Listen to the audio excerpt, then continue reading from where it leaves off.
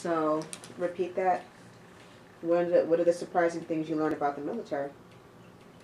I think the most surprising thing for me that I learned while I was in the military is that the enemy that is outside of your gate is not always the one that you need to worry about the most. Um, it's a sad and often glossed over aspect, but there's a lot of sexual harassment and sexual assault in our military. And it isn't just women who are victims, there are men. And we kind of gloss over it. We kind of don't address it the way that it should be addressed because either you're in a unit where they don't support the victim or you don't want to damage the functionality of that unit by ripping into it with allegations and investigations. And, I would like to say that the worst part of being in Iraq was facing the daily dangers of rockets, mortars, IEDs, gunfire, insurgency. But I want to say that the most dangerous thing that I discovered in Iraq was fellow soldiers.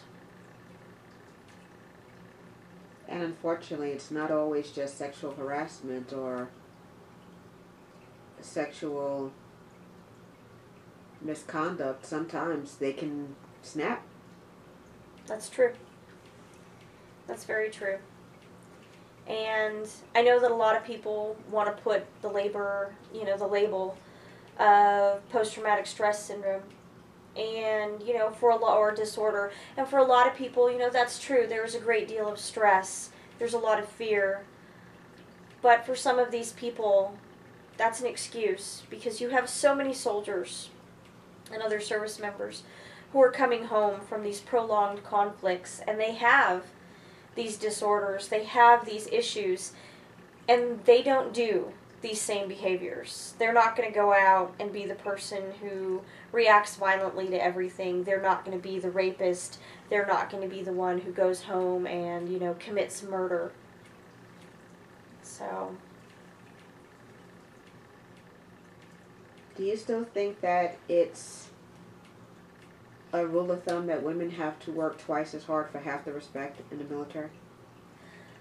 I would say that that is not just a rule of thumb. I would say that in the military that's gospel truth.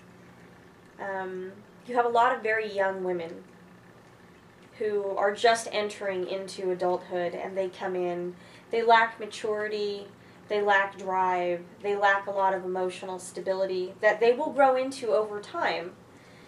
But it's the same thing with young male soldiers. Unfortunately, with female soldiers, because there really aren't so many of us, and depending on which unit you go to, you may be one of a handful, it's more noticeable. It's highlighted. So you can do the same behaviors that a male soldier does, but because of your gender, it draws more attention.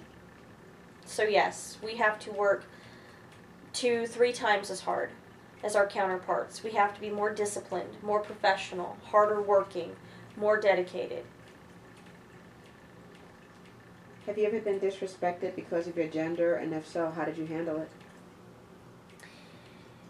Not so much by U.S. soldiers. That was rare. But when it did occur, usually it was people making statements. Why don't you get a husband and go home? Why don't you stay in the kitchen where you belong?